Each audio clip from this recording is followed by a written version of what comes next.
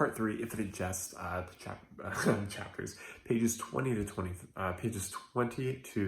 30. Basically, all he's doing is just freaking waiting for the lead person, the woman with the weed, to show up. He talks about past experiences, talks about what he might do, talks about the reasons that he doesn't do certain things, and he goes on for pages. I mean, there are literally, whole pages that are just like one ongoing paragraph. It's kind of amazing, actually.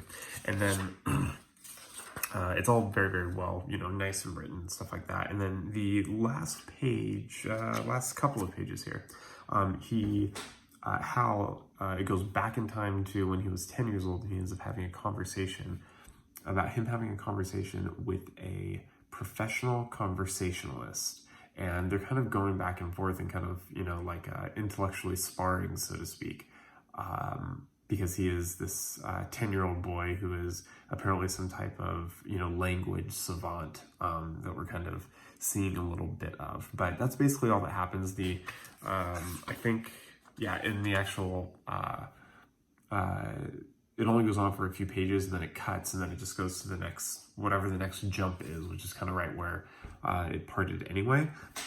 One thing to note, that this was actually the first time that you saw we saw a footnote. It had a little marking there, and apparently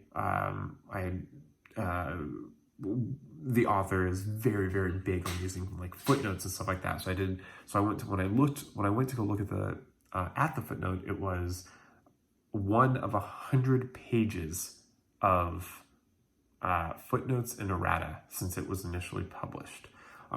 So that was kind of interesting. So there might be a whole lot extra stuff as we kind of read it, and it's a book that, since it's been errated, that means it's kind of like been updated a long time. So we'll see what that does. But I've heard that was one of the things that the author kind of really, really loved doing in his writing. Okay, so let's jump to the words that I had to look up. So the first one is pleurisy. Pleurisy. Inflammation of the pleurae, which impairs lubricating function and causes pain when breathing. It's caused by pneumonia and other diseases of chest or abdomen. So it might be like infections of like the like flu and stuff like that. So it probably causes the person to like sound really gross and stuff. Okay. The next one, a word I was pretty familiar with but didn't have like an exact definition for, is penance, voluntary self-punishment. So penance.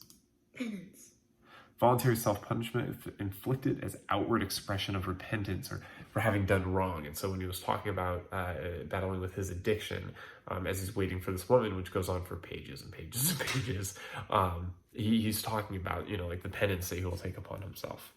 Okay, and then the last word, kind of a really, really fun word, amanuensis. Amanuensis, a literary or artistic assistant, in particular one who takes dictation or copies manuscripts. So, I don't know, that's just kind of it's a fun word to say, amanuensis. So let's jump into the next 10 pages and we'll see you soon.